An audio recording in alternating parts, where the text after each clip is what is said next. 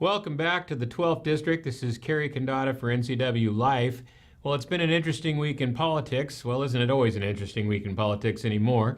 We're going to have three stories for you today that I'm going to attempt to tie together to explain what's going on kind of in general in politics, and it's happening across the world. It is hard to explain exactly what the phenomena is, but people are really unhappy with things not getting done. We will bring that about in a story about Brexit, which we've covered before. We'll give you an update. We're going to talk about a national story of a national election and what the current polls are, particularly for the Democrat candidates who are challenging Donald Trump. And we're going to talk about a local issue that we covered last week, Initiative 1648, and how it has gone completely berserk on social media and is a grass fire like we haven't seen since Initiative 695. Why is that? Why are people so upset across the world, across the country, and right now across Washington State? We'll tell you about that. We'll also have an interview with a very special young man, an up-and-coming politician, I think, who has won some major awards at only 18 years old and some major elections. We're going to interview him in the second piece of this series. So stick around. It's going to be very interesting. This is the 12th District. It's always interesting here. We'll be right back.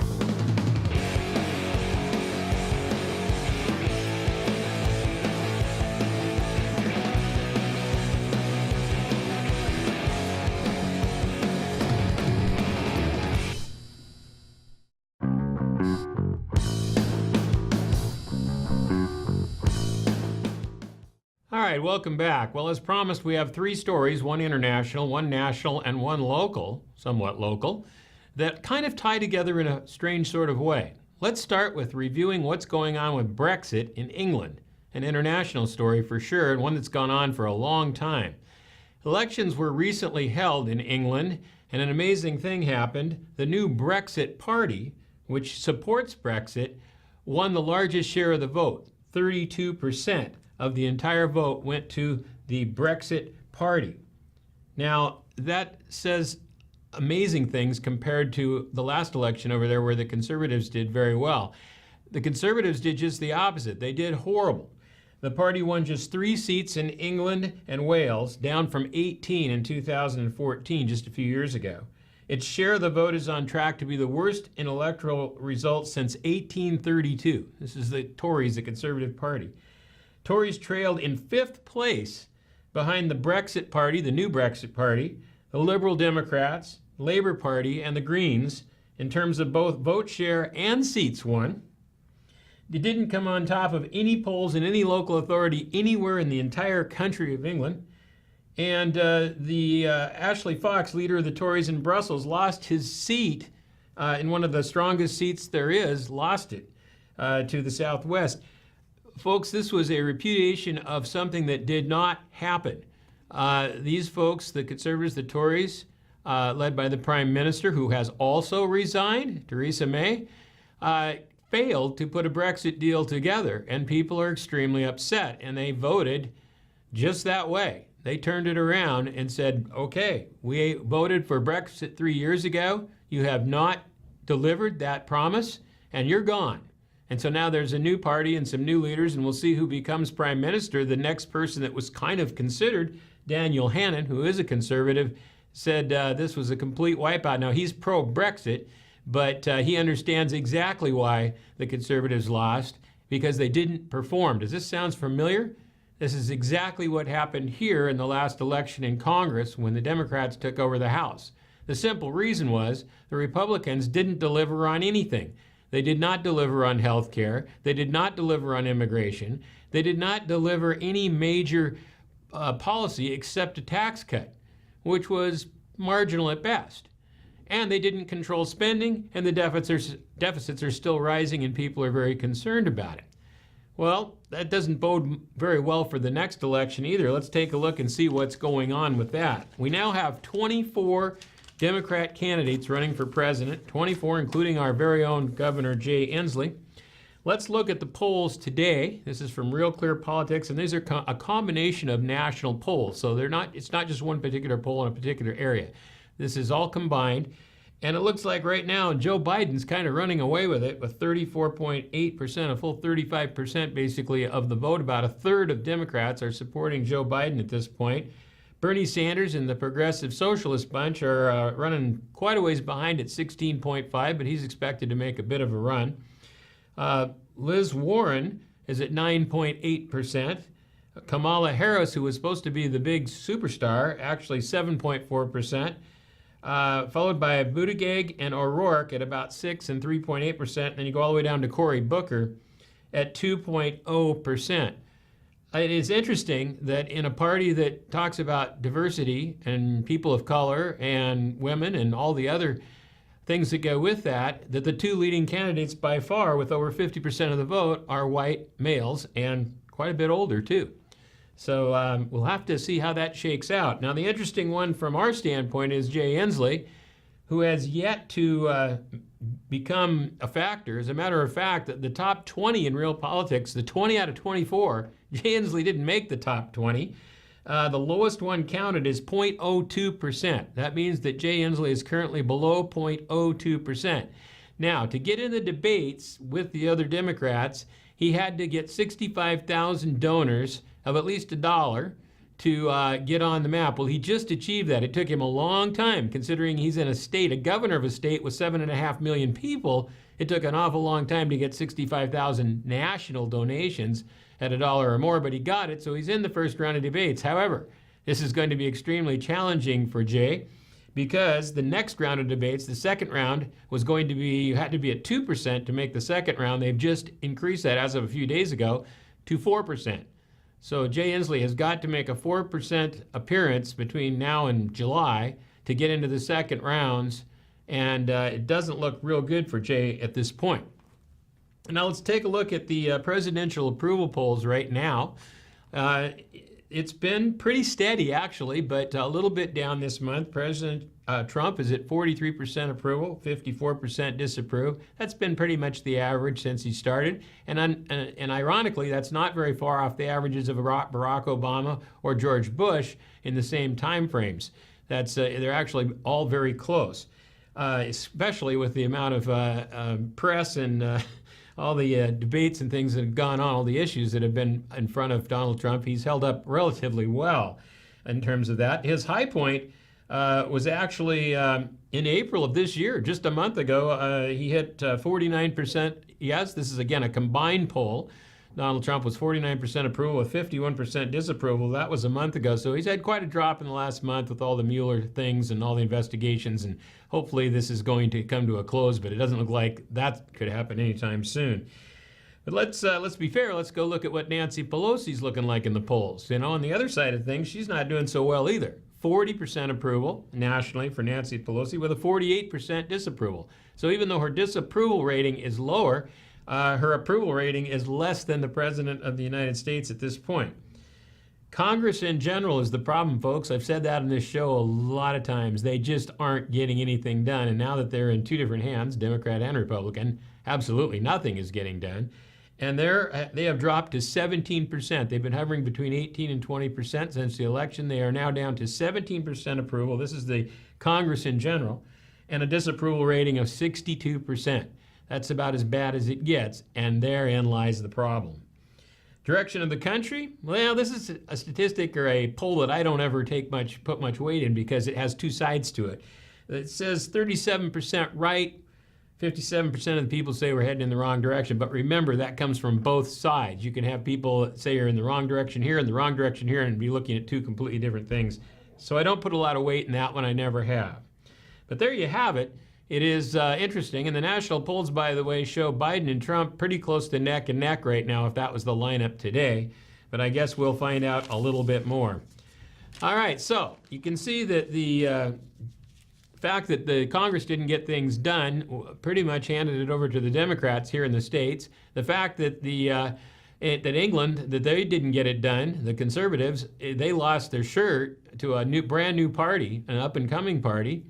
And in local news, last week we covered an initiative that was frankly nowhere when we started the show. 1648 had been filed, but we hadn't even really seen it out on the street. We had not seen any action around this particular initiative. And one of our local folks here fired up a little website called Washington for I-1648. You might want to check it out. And with my help and a little bit of nudging from some other friends of mine, we managed to put 3,500 people on that site in less than a week.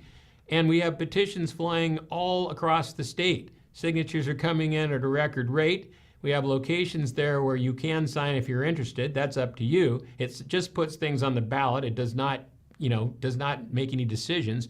But the fact is, we have not seen a grassroots fire like this since Initiative 695 20 years ago. People are really upset with Olympia. Now, this all ties together simply, folks. People are sick and tired of politicians not doing what they're paid to do and not doing what's best for the people. And that's exactly what's going on. Olympia had no right to raise taxes this time around with record revenues and record spending. They had plenty of money to do what they needed to do, but they couldn't hold back, and they did something that has infuriated everybody in this state. And I am shocked at even the reaction we're getting from Seattle area residents and stores and businesses. So, check it out. It's going to be one of the hottest issues. There's only 30 days to collect those signatures, 322,000 signatures. I don't know that it's ever been done before, but I think it's going to get done this time because people are really upset in England, in the United States, and in Washington, and I don't blame them. Now, let's go on to something a little more positive. We'll come back and meet a young man that is the up-and-comer of local politics, and he has done some amazing things. We'll be right back after this message.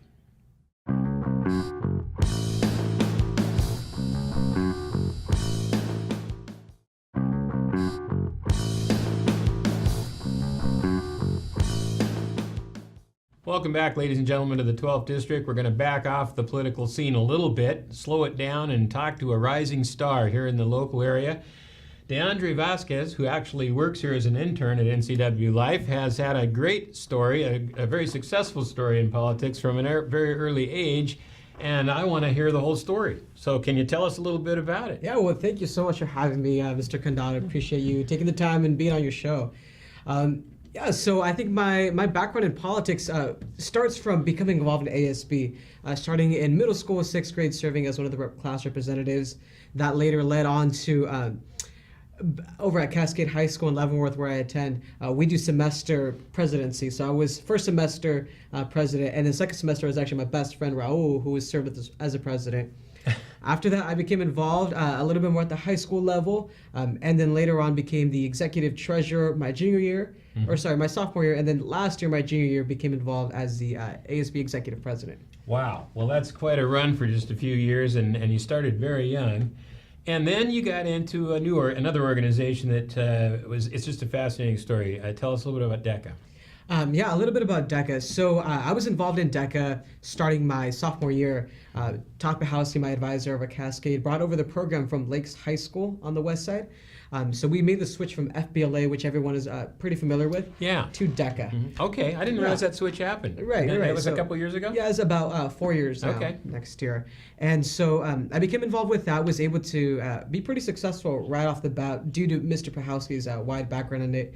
Competed in the Sports and Entertainment Marketing Series event, placed here locally, placed at the state level, and that year competed in Anaheim, California at the International Conference. Good heavens, and this all happened just a few years ago? Yeah, that was about 3 years ago, my first year in a business class, and the first year that we had DECA at Cascade High School. Wow. Okay, but the story gets better. Yeah, I mean, it does. So from there? From there, it progressed into seeing just a lot of growth in my personal life, as well as professionally, being able to open up my network a little bit more, enhance my communication skills. And I thought, DeAndre, you need to make this opportunity accessible to more people in your area. So then I ran to represent Area 10, which is from Okanagan to Yakima counties. So the Area 10 president, I became elected, and last year served as estate officer for Washington DECA, as well as the Area 10 president. Okay, let's back up just a little bit and talk about what DECA does. What's the organization about? I mean, some people know, but a lot of folks don't. Tell Absolutely. us a little bit about it. So DECA is formerly known as Distributive Education Clubs of America. However, because it's become so much larger than that, including in its membership, so now we currently have over 222,000 members across the globe, in over 12 different countries. So now it's just known as DECA. DECA aims to prepare students to be successful in high school, careers, as well as their lives, and kind of guide students towards the areas of marketing, management, hospitality, and entrepreneurship. Well, those are a lot of good things for around this area particularly. Absolutely. And there's a lot going on with all of that. Okay, well, and then there was this governor's race thing that I want you to tell me about. This is pretty fascinating. Yeah. Tell me how this came together. So last summer, becoming involved in, I guess, the political aspect of it all, and just kind of learning how things work, how different sets of government and rules kind of operate. I came across the Evergreen Boys State Program, which is, when I read up on it, it was essentially a week where you get to learn how the Washington state government works. And so I was like, okay, I got to sign up. That's the next step.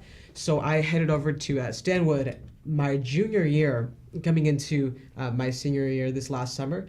I was able to spend a week there and learn about how government works. And to be quite honest with you, it was a very, very unique experience. Mm-hmm. Something that's extremely special about the Evergreen Boys State Program is that the majority of the students that attend have had some kind of direct family member that's served in the military and the armed forces. Okay. So whether that's a parent, a great grandparent, or a grandparent, there's some kind of bloodline connection there to someone who has served. To me, I got my brother-in-law who served in the Marines, but not that immediate connection right off the bat. So that was something very, very unique. And I think just like here in the state of Washington and across the nation, just a lot of differentiating perspectives, points of views. And on top of that, I was one of 3 Latinos. So it was definitely something very, very different for me. Mm-hmm. So the way that camp operated is that the first couple of days we learned a little bit about how things worked. We earned what we called a degree, a leadership degree. So that enabled you to run for different kinds of higher up positions.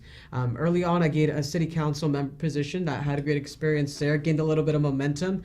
However, after the first 3 days, I had my eyes set on the governorship. And I figured, what, I've been prepared with these 21st critical thinking skills and communication skills. Why not, through DECA, why not give this a shot? And I was kind of a little hesitant at first to run because I figured I don't know that I've got a whole lot of things going on here, but I figured I'd look back and think, I wish I would have done that. And so sure enough, I ran, and I was kind of hoping my internet wasn't going to load, and I kind of hit it, and boom, in the race. That later progressed onto being the Evergreen Boys State's governor race that was the closest ever in their history. So that was a great experience. And additionally, we were able to pass bipartisan legislation on CTE, which I hold very dear to my heart, Yes. which is a great thing. Well, so you went from city council to governor. Right. In one sweep. That's a pretty fascinating story, folks, I'll tell you. And then it goes on from there. If that isn't good enough, if you don't think that's enough achievement for this young man, he decided to go national. And so tell us what happened at the national level. Yeah, so after a year of very much impactful service here in the state of Washington for DECA, we were able to grow our membership from 11,000 members to now 12,000 members. That's through recruitment, that's through the help of our generous sponsors, legislators who we work with, the board, and as well as just the great leadership from the coaches to our executive director. And I felt like I really contributed a lot to that. So the way that DECA works is that you are able to move on to serve at the international level. Each charter association or state is able to produce one regional candidate to be the VP, as well as one international executive president candidate. And so our former state president was able to gain the nomination for Western Region Vice President, which he was, very much elected to that also. Mm-hmm. And then I was able to receive the nomination from Washington DECA to run for Executive International President. Executive International President. This is the grand poobah. This is the top of the line, right? That's right, yeah. And you thought you didn't have a shot, right? I know I'm just kidding because I think you probably knew you had a shot. But you did. You just keep going, and look what happened. What happened? Absolutely. Well, last month I was able to attend our international conference in Orlando, Florida, which is just a culminating event of so much hard work, preparation, and time dedicated to DECA. And that is where I became elected as the international executive president. How about that? Let's see, from city council to governor to president. Now that's the fastest political move I've seen in a long time. Well, we are certainly proud of you. It's an amazing story. And I know you've got a long ways to go. What's your next step? You're going to graduate and you're going to move on. I take it you're going to go to school somewhere. So actually, to serve this position, one of my largest objectives is to generate greater accessibility to this position, or to this organization, to DECA specifically. Like I said, I've seen how it's been able to grow me both personally and professionally. I think that DECA came to me at a really hard time in my life after recently having lost both of my parents, and saw that it was able to provide me with that sense of home. And so I know that it's for that kind of student, but it's also for those students that are, well on their way to become the next Fortune 500 CEOs. Yeah. And when you carry that kind of passion and charisma to want to generate greater accessibility, it takes a lot of time. And so next year I'll be taking a gap year to serve that position. So you're going to be an ambassador for this organization, essentially, across the U.S.? Across the world. Across the world, Across yes. the world. Of course, the world, not just the U.S. That wouldn't be big enough. DeAndre, we are glad to have you here at North Central Washington Life. Thanks for hanging out with us, and thanks for what you're doing. And I'll tell you what, it's a crazy world in politics right now. It takes a lot of guts to go out there and be involved, but I wish you well, and I think you are going to be a superstar. And whenever you decide to run for the real thing, you just let me know. Well, you know what? You heard it here first, folks, on NCAA Live Channel. Got the Condado. Did you hear that? It's an exclusive. All right, folks. It's great to have you here today. We'll be right back to wrap it up. This is the 12th District.